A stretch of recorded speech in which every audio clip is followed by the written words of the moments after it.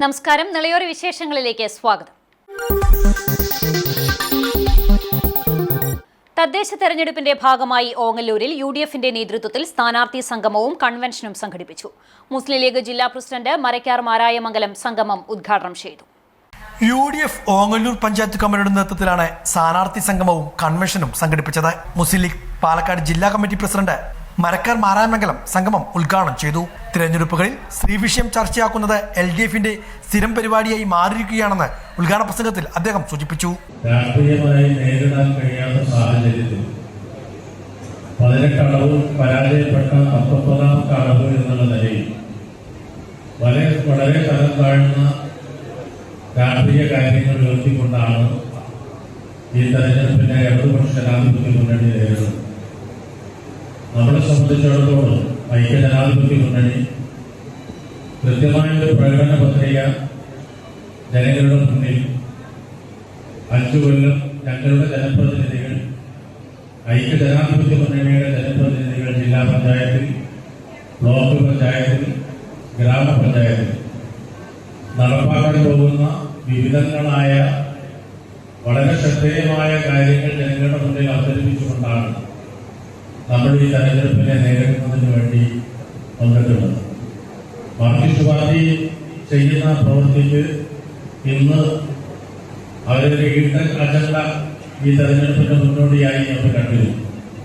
എന്ന് പറഞ്ഞാൽ മുഖ്യമന്ത്രി പ്രഖ്യാപിച്ച ഒരു പ്രഖ്യാപനത്തിന്റെ അടിസ്ഥാനത്തിൽ അപേക്ഷാ ഫോറങ്ങൾ ഫില്ല് ചെയ്ത് അപേക്ഷാ ഫോറങ്ങൾ സ്വീകരിച്ച് ആളുകളോട് നിങ്ങളിതിന് അർഹരാണ്, നിങ്ങൾക്കിത് ലഭിക്കുമെന്ന് തന്നെ പറഞ്ഞുകൊണ്ടുള്ള പ്രചരണം വരെ അഴിച്ചുവിട്ടിരുന്നു.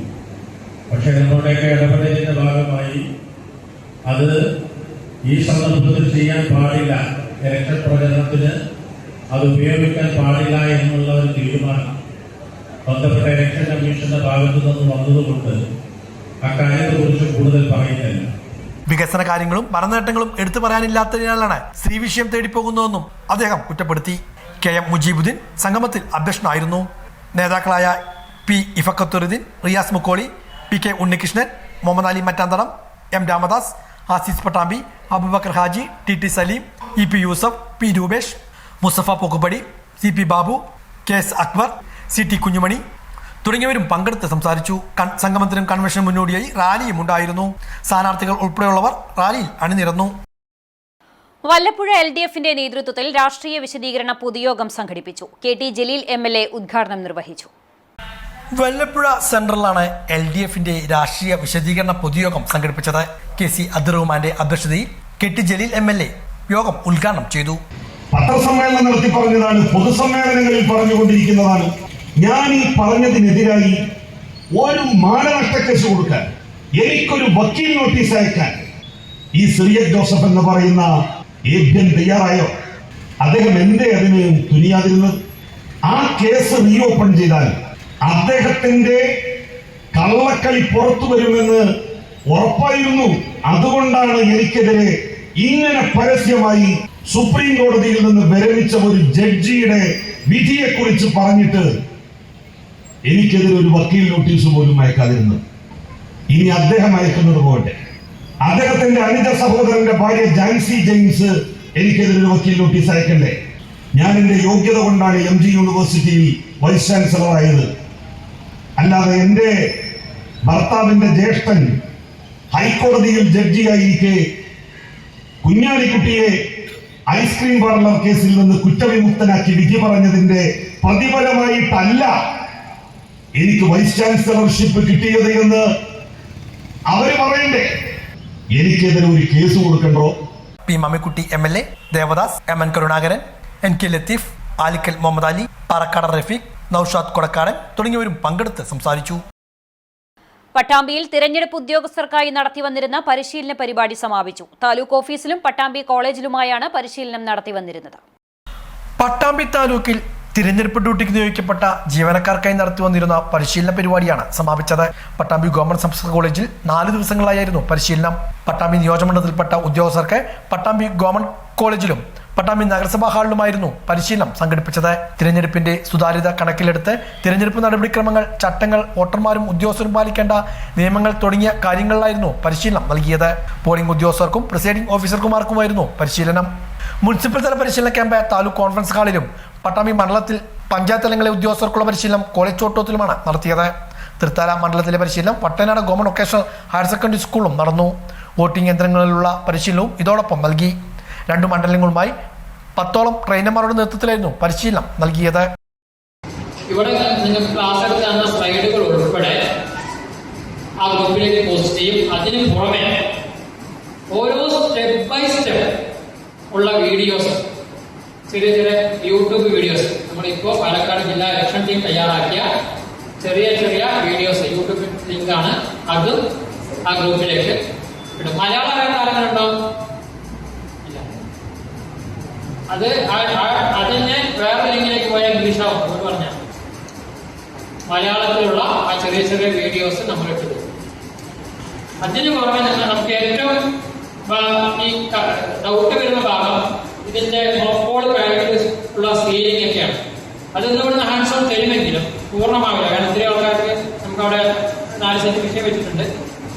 അത് നിങ്ങൾ കണ്ട് മനസ്സിലാക്കി എന്ത് തരും നിങ്ങൾക്ക്. അതെങ്ങനെയാണ് ചെയ്യേണ്ടതെന്നുള്ള വീഡിയോ നമ്മൾ ഓൾറെഡി എടുത്തു വെച്ചിട്ടുണ്ട്.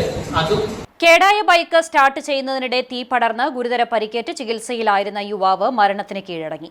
ദേശമംഗലം ഗ്രാമപഞ്ചായത്തിലെ 11ാം വാർഡിൽ ഉൾപ്പെടുന്ന മേലെ തലശ്ശേരി ജുമാ മസ്ജിദിന് സമീപം താമസിക്കുന്ന അത്താണിക്കൽ വീട്ടിൽ മുസ്തഫയുടെ മകൻ 22 വയസ്സുള്ള മുഹമ്മദ് ഫാരിസാണ് മരിച്ചത്.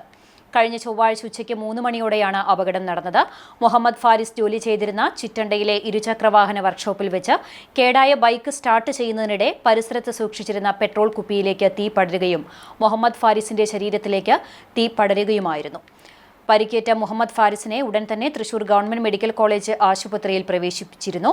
90% പൊള്ളലേറ്റ് അതീവ ഗുരുതരാവസ്ഥയിലായിരുന്ന ഫാരിസ് വെള്ളിയാഴ്ച അർദ്ധരാത്രി 2 മണിയോടെയാണ് മരണത്തിന് കീഴടങ്ങിയത്. പോസ്റ്റ്മോർട്ടം നടപടിക്ക് ശേഷം വിട്ടു നൽകിയ മൃതദേഹം മേലെ തലശ്ശേരി മഹല്ല് കമ്മിറ്റി ഖബർസ്ഥാനിൽ ഖബറടക്കം നടത്തി. ഏകാദശിയോടനുബന്ധിച്ച് ഗുരുവായൂർ ക്ഷേത്ര നഗരിയിൽ ഗതാഗത ക്രമീകരണം ഏർപ്പെടുത്തി. ഞായറാഴ്ച വൈകിട്ട് 5 മണി മുതൽ ചൊവ്വാഴ്ച രാവിലെ 8 മണി വരെ ഇന്നർ റിംഗ് റോഡിലും ഔട്ടർ റിംഗ് റോഡിലും ഇരുചക്ര വാഹനങ്ങൾ ഒഴികെയുള്ള വാഹനങ്ങൾക്ക് വൺ വേ ഏർപ്പെടുത്തി. ഇന്നർ റിംഗ് റോഡിൽ വലതുവശത്തേക്കും ഔട്ടർ റിംഗ് റോഡിൽ ഇടതുവശത്തേക്കും മാത്രം വാഹനങ്ങൾ പോകണം. വൺ വേ തെറ്റിക്കുന്നവർക്കെതിരെ കർശന നടപടി സ്വീകരിക്കുമെന്നും ഗുരുവായൂരിലെത്തുന്ന വാഹനയാത്രികർ പോലീസിന്റെ ട്രാഫിക് ക്രമീകരണങ്ങളുമായി സഹകരിക്കേണ്ടതാണെന്നും ACP C പ്രേമാനന്ദകൃഷ്ണൻ അറിയിച്ചു.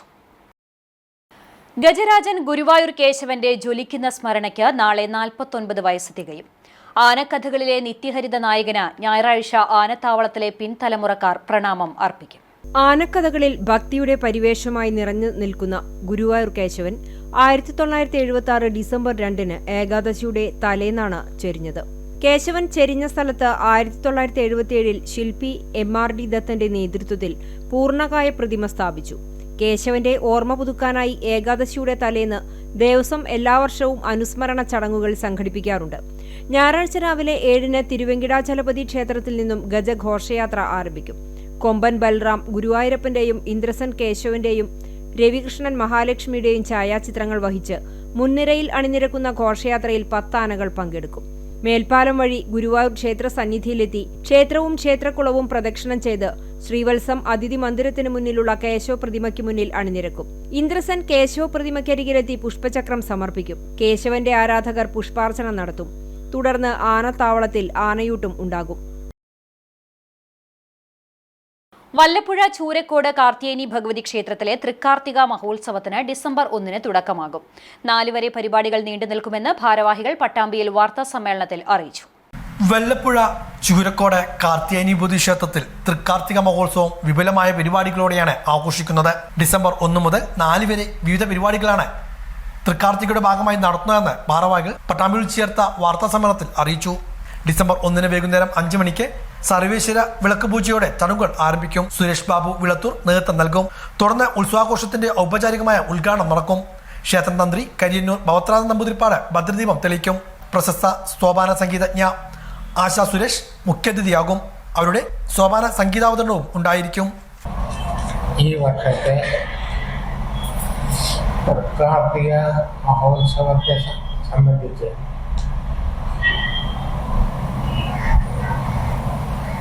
ഈ മാസം 1, 2, 3, 4 ദിവസങ്ങളിലായിട്ട് ഉത്സവം നടക്കുകയാണ്. അതിനെ സംബന്ധിച്ചുള്ള ഒരു വിവരണത്തിനാണ് നമ്മളിവിടെ സന്നിഹിതരായി. ഡിസംബർ 2 രാവിലെ തിരുവാതിരക്കളി, തുടർന്ന് മോഹിനിയാട്ടം, പ്രസാദൂട്ട്, വൈകുന്നേരം നാമജപ ലഹരി എന്നിവയും ഉണ്ടായിരിക്കും. ഡിസംബർ 3 ഞാങ്ങാട്ടി മഹർഷി വിദ്യാലയയിലെ വിദ്യാർത്ഥികൾ അവതരിപ്പിക്കുന്ന ശ്രീമദ് ഭാഗവത ഗീതാപാരായണം, ചൂരക്കോട് വാസവിദ്യാനികേതൻ സ്കൂളിലെ വിദ്യാർത്ഥികൾ അവതരിപ്പിക്കുന്ന ഹരിനാമ കീർത്തനം എന്നിവയും ഉണ്ടായിരിക്കും. 1-ാം ദിവസം ഡിസംബർ 1 ബ്രഹ്മശ്രീ ഭഗവത്റാം നമ്പൂതിരിപ്പാടിൻ്റെയും മറ്റു ക്ഷേത്ര ഭാരവാഹികളും ചേർന്ന് തൃക്കാർത്തിക മഹോത്സവം ഉദ്ഘാടനം ചെയ്യും.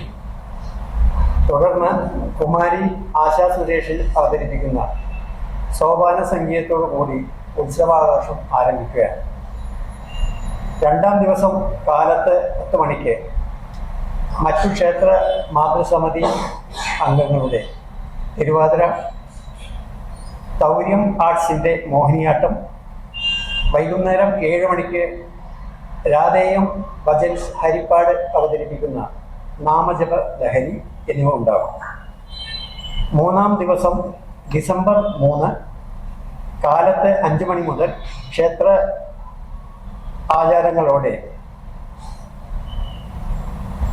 10 മണിക്ക് ഞാങ്ങാട്ടി മഹർഷി വിദ്യാലയത്തിലെ വിദ്യാർത്ഥികൾ അവതരിപ്പിക്കുന്ന ശ്രീമദ് ഭഗവത് ഗീത പാരായണം. ശ്രേഷ്ഠ ഭാരത ജേതാക്കളാണ്. അത് തുടർന്ന് ചൂരക്കോട് വ്യാസനികേതൻ വിദ്യാർത്ഥികൾ അവതരിപ്പിക്കുന്ന ഹരിനാമ കീർത്തനം. വൈകുന്നേരം 7 മണിക്ക് ദൃശ്യകലാ സദനം ചൂരക്കോട് അവതരിപ്പിക്കുന്ന നൃത്ത സമന്വയം. 4-ാം ദിവസമായ ഡിസംബർ 4 തൃക്കാർത്തിക ദിനത്തിൽ രാവിലെ 5 മണിക്ക് മഹാഗണപതി ഹോമം, സുഹൃത ഹോമം, മറ്റു ക്ഷേത്ര ചടങ്ങുകൾ. രാവിലെ 10 മണിക്ക് ഭക്തി പ്രഭാഷണം. വൈകിട്ട് നൃത്ത സമന്വയം അരങ്ങേറും. തൃക്കാർത്തികോത്സവമായ ഡിസംബർ 4 രാവിലെ വിശേഷ പൂജകൾ നടക്കും. തിരൂർ രവീന്ദ്രന്റെ ഭക്തിപ്രഭാഷണവും ഉണ്ടായിരിക്കും. വൈകിട്ട് തൃക്കാർത്തിക വിളക്ക് തെളിക്കൽ നടക്കും. ഗുരുവായൂർ മുൻമേൽശാന്തി കലിയത്ത് പരമേശ്വരൻ നമ്പൂതിരിപ്പാട് ആദ്യ ദീപപ്രജ്വലനം നിർവഹിക്കും. ക്ഷേത്രം ഊരാളൻ സജിത് വി നമ്പൂതിരിപ്പാട് മുഖ്യാതിഥിയാകും. വാർത്താ സമ്മേളനത്തിൽ ആഘോഷ കമ്മിറ്റി ഭാരവാഹികളായ NP Ramachandran, Viswanathan, N Rajesh, KM Manikandan എന്നിവർ ഇതേക്കുറിച്ച് വിശദീകരിച്ചു. കീഴ്ത്തളി ശ്രീ മഹാദേവ ക്ഷേത്രത്തിൽ അയ്യപ്പൻ വിളക്ക് ആഘോഷിച്ചു. രാവിലെ ഗണപതി ഹോമം, കുടിവെപ്പ്, ഉടുക്കുപാട്ട്, ചെണ്ടമേളം. ഉച്ചതിരിഞ്ഞ് 3 ക്ഷേത്രത്തിൽ കൂറയിടൽ. തുടർന്ന് വിളക്കുപന്തലിൽ ഒഴുവത്ര രാധാകൃഷ്ണനും സംഘവും അവതരിപ്പിച്ച മേളം അരങ്ങേറി. വൈകിട്ട് 4 പാലക്കൊമ്പ് എഴുന്നള്ളിപ്പ് രാമൻകുളങ്ങര അയ്യപ്പൻകാവിൽ നിന്ന് പുറപ്പെട്ട് വൈകിട്ട് 6:30 മേളം, ദീപാരാധന, ഭജന എന്നിവയും ഉണ്ടായി. രാത്രി 8 ഡബിൾ തായമ്പക, തുടർന്ന് ഉടുക്കുപാട്ട്. 12:30 അയ്യപ്പജനനം. പുലർച്ചെ പാൽക്കിണ്ടി എഴുന്നള്ളിപ്പ്, പൊലിപ്പാട്ട്, തിരിയൊഴിച്ചിൽ, വെട്ടുംതട, കനലാട്ടം, കൂറവലിക്കൽ ചടങ്ങോടെ ചടങ്ങുകൾ സമാപിച്ചു. ഞാങ്ങാട്ടി വറവട്ടൂർ മാധവൻ വെളിച്ചപ്പാട് സംഘവുമായിരുന്നു വിളക്കുപാർട്ടി.